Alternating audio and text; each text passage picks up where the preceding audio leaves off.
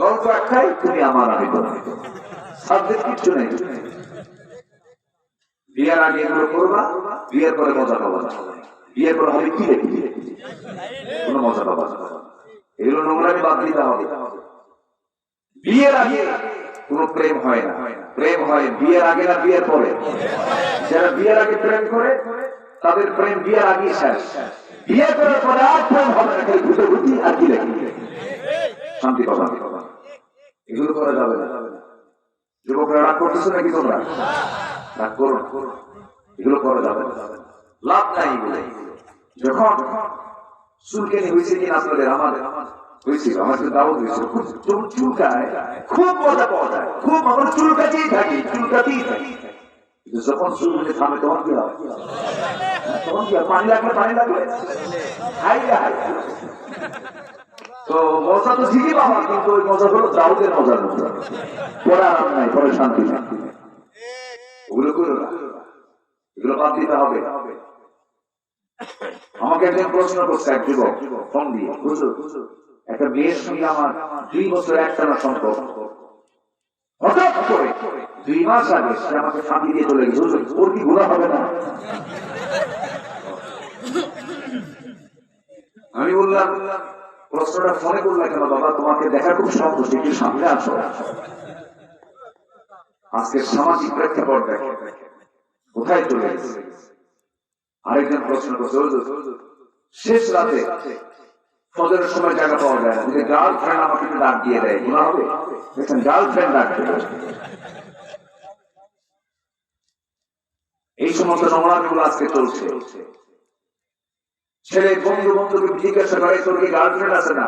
তুই তো মানুষই না। যার গার্লফ্রেন্ড নাই সে কি মানুষই না? ওটা এগুলো নোংরামিগুলো আছে না? যুবকরা, যৌবনকে নষ্ট করবা না। যৌবন নষ্ট হলো তোমার সব নষ্ট হয়ে গেল। বিয়ের প্রয়োজন হবে, আমি এই কথাটা প্রায় বলি, বিয়ের প্রয়োজন হবে, এটা লজ্জার কোনো বিষয় নয়। তোমার পেটে ক্ষুধা, খাবারের জন্য যেমন তোমার ছটফট করো, তোমার বিয়ের প্রয়োজন তুমি মনে করো।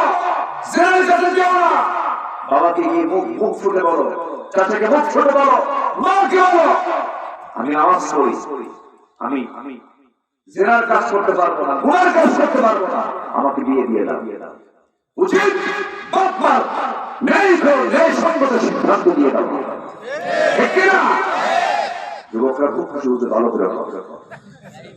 কিছু মুরব্বীদের দোষ আছে, আছে না? কিসের বিয়ে? দিলাম তোর 8 লাখ টাকা, যা সিঙ্গাপুরে যায় আর বিয়ে কর। 40 বছর পার হয়, বিয়ে কর, কি করে খাওয়াবো? বিয়ে করতে করতে ওর বয়স লেগে যায় 50 বছর। বিয়ে করে 50 বছরে বাপ হয় 60 বছর। 60 বছরে যখন বাপ হয়, ওই সন্তানের রাস্তায় হাঁটলে সবাই বলে, এই ছেলে এটা তোমার দাদা না না না। লাগতে হবে। অতএব সবকিছু হতে হবে সুসময়ে। রিজিকের দায়িত্ব কার? আসতে হলো, রিজিকের দায়িত্ব কার? খাওয়ানকে আল্লাহ। আকাম কুকাম করা যাবে, কোন অবৈধ কোন জেনার কাছে নিজেকে জানানো যাবে। আমার বন্ধুগণ, কথাই তো কথা বলে, বহু আলোচনা এখনো রয়ে গেছে। মদ পান করলে পরে মাতাল হয়ে যায়, আল্লাহ এই জন্য মদকে হারাম করে দিয়েছেন। ওই আল্লাহ ওয়ালার কথা বলছিলাম, যখন মদের বোতলে যখন মুখটা দিয়েছে, মুখ দেওয়ার সঙ্গে সঙ্গে সে আল্লাহ ওয়ালা মাতাল হয়ে গেছে। মাতাল হওয়ার মধ্য দিয়ে দেখা গেল সে জেনার কাছে নিজেকে জড়িয়ে ফেললো, এরপরে খুনটাও করে ফেললো। তাহলে এখন যে আমি বলেছি, মদ যে সমস্ত পাপের মা, সমস্ত পাপের মূল, যে মদ আছে যেখানে, জেনা আছে সেখানে, জেনা আছে যেখানে, খুন আছে সেখানে, ঠিক না? মানে একটা আরেকটাকে টেনে আনে। সেই মদ আমাদের সাথে মদ পান করলে পরে কোন অপরাধ নেই, কিন্তু মদের বিরুদ্ধে কথা বললে তখন বলা হয় এটাই জঙ্গিবাদ, এটা সন্ত্রাসী, এটা মৌলবাদ। আমরা হকের পক্ষে কথা বলবো, কোরআনের পক্ষে কথা বলবো। যত গালি আসুক যত হুমকি ধামকি আসুক আমরা কাউকে পরোয়া করবো না। এটাই বলে ইমান। এটা কি বলেন? ইমান। আমরা ইমানকে লালন করবো। জোরে বলি ইনশাআল্লাহ। আর জোরে বলি ইনশাআল্লাহ। নামাজ হতে হবে কয় ওয়াক্ত? সবাই কি 5 ওয়াক্ত নামাজ পড়ি? রমজান মাস না সারা মাস? রমজান মাস না 12 মাস? রমজান মাসের মুসল্লি আছে, রমজান গেছে মুসল্লিও গেছে। আমরা কি রমজানের মুসল্লি না সারা বছরের মুসল্লি? 5 ওয়াক্ত নামাজ পড়বেন কারা কারা একটু হাত তুলে দেখেন। জোরে বলি ইয়া আল্লাহ। আর জোরে বলি ইয়া আল্লাহ। আমাদেরকে 5 ওয়াক্ত সালাত আদায় করা তৌফিক তুমি আল্লাহ দিয়ে দাও। জোরে বলে আমিন। জোরে বলে আমিন। আল্লাহ কবুল করুন, আল্লাহ কবুল করুন। তবে খারাপ কাজে আমরা জড়াবো না, হারাম কাজে আমরা জড়াবো না। চরিত্রকে সুন্দর রাখবো। হাজারো নফল ইবাদতের চাইতে চরিত্র সুন্দর রাখাই উত্তম। আল্লাহু আকবার। চরিত্রকে আমরা গঠন করবো। আমার নবীজি এরকম করে একদিন বয়ান করছিল। বয়ানের মাঝে হঠাৎ করে বললেন, সাহাবীরা আমি কি তোমাদেরকে একটা ইতিহাসের কথা বলবো? সাহাবীরা বললেন, ইয়া রাসূলুল্লাহ আপনি বলুন, ইতিহাস থেকে আপনি বলুন। আমরা সুন্দর করে সবাইকে সামনে নিয়ে বসলেন। দেখো কোন ইসরাইল যুগে 3 জন আল্লাহর বান্দা ছিল, তারা ইয়াং ছিল, যুবক। এই 3 ইয়াং যুবক তারা একসাথে সফরে বের হবে। তো সফরে বের হবে, প্রচন্ড ঝড় উঠল। এমন ঝড়, বাতাস এমন করে বাতাস বইতে লাগলো, বালুর ঝড় শুরু হয়ে গেল। এটাকে নিয়ন্ত্রণ করতে না পেরে তারা সামনে দাঁড়াতে পারলো না। তারা একটা গিয়ে পাহাড়ি গর্তের মধ্যে আশ্রয় নিল। এই বর্ণনা করতেছেন মুহাম্মদ সাল্লাল্লাহু আলাইহি ওয়াসাল্লাম। গর্তের মধ্যে গিয়ে তারা আশ্রয় নিল। প্রচন্ড ঝড় এবং এবার বৃষ্টি শুরু হয়ে গেছে। এই প্রচন্ড ঝড় এবং বৃষ্টির মাঝে ওই গর্তের ভিতরে 3টা যুবক যখন আশ্রয় নিয়েছে, আল্লাহর কি ফয়সালা, পাহাড়ি ঢলের কারণে উপর থেকে একটা বড় ওজনের পাথর এসে ওই গর্তের মুখে যখন লেগে গেল। ওই গর্তের মুখে, পাহাড়ের গর্তের মুখে যখন বড় ওজনের পাথরটা যখন লেগে গেছে, আর নড়াচড়া হচ্ছে না, মুখটা বন্ধ হয়ে গেছে। এই 3 জন যুবকের ভীষণ টেনশন সৃষ্টি হলো। তারা ভাবলো মনে মনে মনে হয় মৃত্যু ছাড়া আমাদের আর আজকে থেকে পার হওয়ার কোন সুযোগ নাই। চোখের পানি ফেলে ফেলে কাঁদলেন। আমার রাসূল বর্ণনা করছেন, সাহাবীরা শোনো, ওই 3 যুবক সেই সময় ওই গর্তের মধ্যে 3 জন 3 দিকে তারা 3 দিক হয়ে চোখের পানি ফেলতে ফেলতে আল্লাহর কাছে তারা রোনাজারি করতেছে। এক যুবক দোয়া করে, আল্লাহ জীবনে তেমন কোন ভালো আমল করি নাই, তবে একটা আমলের কথা আল্লাহ তোমাকে শোনাতে চাই, তুমি তো জানো। কোন এক রাতের আধারে আমি আমার চাচাতো বোনের ঘরের মধ্যে ঢুকলাম। আগের পুরো পরিকল্পনা অনুযায়ী আমি তার সঙ্গে জেনার কাজে লিপ্ত হব। ঘরের মধ্যে ঢুকেছি, আমি আমার চাচাতো বোনের দেহের উপরেও গিয়ে বসে পড়েছি, জেনার কাজে লিপ্ত হয়ে যাব। সেই সময় আমার সেই বোনটা আমাকে লক্ষ্য করে বলল, ভাই রে, জেনা তো করতে যাচ্ছি আমরা, কিন্তু তুমি কি জানো আমরা শুধু এই ঘরের মধ্যে 2 জন নই, আরেকজন সাক্ষী আছেন, তিনি আমার আল্লাহ। সঙ্গে সঙ্গে আল্লাহ আমার ওই বোনের কথা শুনে আমি চোখের পানি ছেড়ে দিয়েছি। তোমার ভয়ে আমি জেনার কাজে লিপ্ত হই না। তোমার যদি কাছে আমার এই ভাঙ্গা চলে ইবাদত, যদি ভাঙ্গা চলে আমলটা যদি কবুল হয়ে যায়, এই বিপদ থেকে আল্লাহ তুমি আমাদের উদ্ধার করো। এই দোয়া করার সঙ্গে সঙ্গে পাহাড়ের গর্তের মুখ থেকে পাথরটা একটু সরে গেছে। সুবহানাল্লাহ বলতে যেরকম সুবহানাল্লাহ। আরেকজন যুবক দোয়া করে, আল্লাহ জীবনে তেমন কোন আমল করতে পারি নাই, তবে আমার কাছে একজন শ্রমিক কাজ করতে এসেছিল, সেই শ্রমিকের পাওনা সন্ধ্যা শুনে আমি দিয়ে দেবো, কিন্তু শ্রমিকটা আমার কাছে আসে নাই। সে জরুরি কাজে চলে যায়, কিন্তু শ্রমিকের সেই পাওনা টাকাটা আমি আমার কাছে রেখে দেই নাই। ওই টাকা দিয়ে একটা ছাগল কিনেছিলাম, সে ছাগল থেকে ছাগলের বাচ্চা হলো, ছাগল পাল হয়ে গেল। বহুদিন পরে যখন সে আমার কাছে আসলো, আমি তাকে টাকাটা না দিয়া ছাগল পালটা দিয়েছিলাম। আল্লাহ তোমার কাছে যদি আমার এই আমলের তারিখে তোমার কাছে পছন্দ হয়ে যায়, মেহেরবানি করে বিপদ থেকে বাঁচায় দাও। পাহাড়ের গর্তের মুখ থেকে আরেকটু পাথরটা সরে গেল, আরেকটু রয়ে গেছে পাথরটা। তৃতীয় যুবক দোয়া করে, আল্লাহ জীবনে তেমন কোন আমল করতে পারি নাই, তবে আল্লাহ সেই রাতের কথা আমি তোমাকে বলতে চাই যে রাত গভীর রাত 2টার দিকে বাসায় ফিরলাম, ফিরে দেখি আমার স্ত্রী আমার জন্য গরম দুধ রেখে দিয়েছে। গরম দুধ রাতের মধ্যে নিয়ে যখন পান করবো, আমি সন্তানটা চাইলো, সন্তানকে খাওয়ালাম না, নিজেও খেলাম না। মার কথা মনে হয়ে গেল, মা বৃদ্ধা মানুষ। মার দরজার কাছে গিয়ে দেখি মা ঘুমন্ত অবস্থা, ডাক দিলাম না, মার পাশ থেকে দাঁড়ালাম, গ্লাসটা হাতের মধ্যে নিয়ে আমি দাঁড়ায় থাকলাম। মা ঘুম থেকে জাগা পাওয়া পর্যন্ত আমি দাঁড়ায় থাকলাম।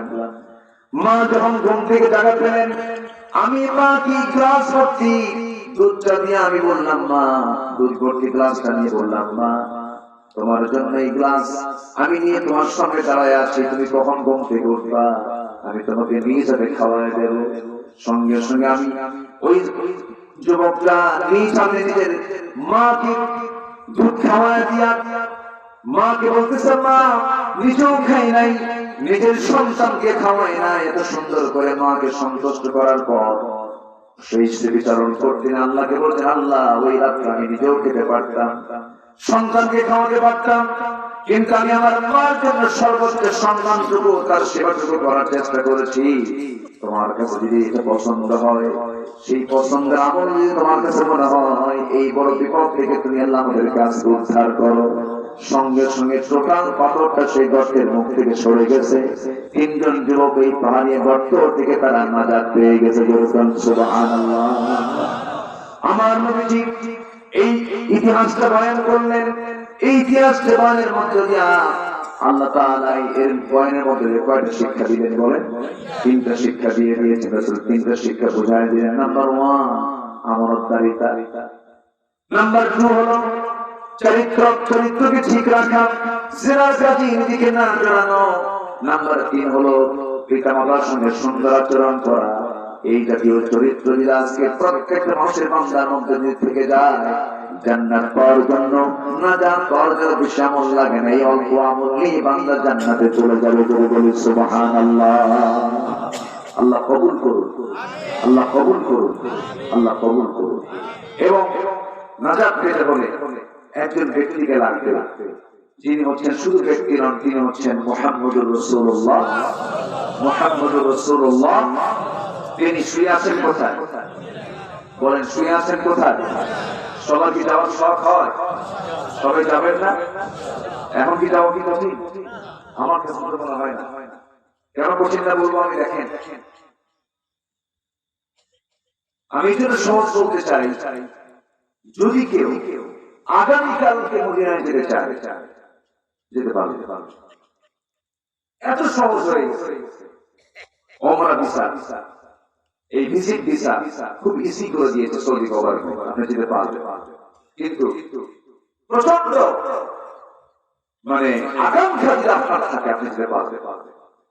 হাজার হাজার কোটি টাকার মালিক সিডনি ঘুরে আসে, স্টেট অফ লিবার্টি দেখে আসে, আমেরিকা দেখে আসে, ইউরোপ দেখে আসে, মদিনা যাওয়া হয় না।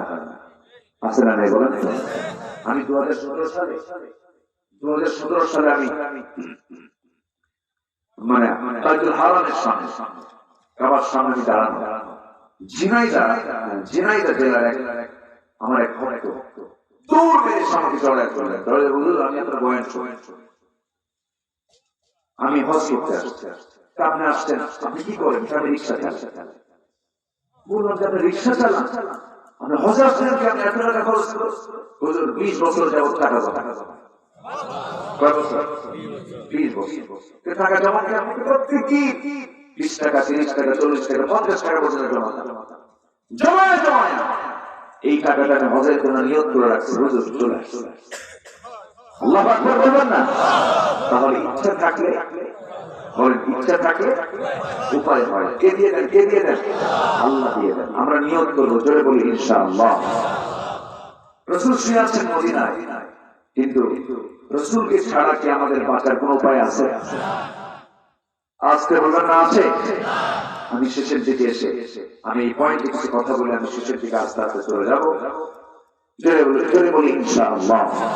আমি খুবই আনন্দিত, মাহফিল থেকে একটা লোক নড়েন নাই, বলি আলহামদুলিল্লাহ। সবাই মনোযোগ দিয়ে আমার আলোচনাগুলো আপনারা শুনছেন। এটা আমি মনে করি যে আপনাদের এই ধৈর্য, আপনাদের এই সবর, এই ব্যস্ততার সময় আপনাদের এই অনড় ভাবে এই দ্বীনের আলোচনাগুলো শোনার এই মানসিকতা, এই ধৈর্য, অবশ্যই ইমানদারের ধৈর্য বলে আলহামদুলিল্লাহ। ফজর নামাজ হবে তো ইনশাআল্লাহ, সবাই ফজর পড়বেন তো? আল্লাহ তুমি কবুল করো, জোরে বলি আমিন। সম্মানিত ভাই, রাসূল তো শুয়ে আছেন মদিনায়, কিন্তু সালাম দিলে কি সালামের জবাব তিনি দেন না? মুহাম্মদুর রাসূলুল্লাহ সাল্লাল্লাহু আলাইহি ওয়াসাল্লাম, রাসূলকে আমি যদি না কাছে টানি, রাসূল আমাকে কাছে টানবেন না।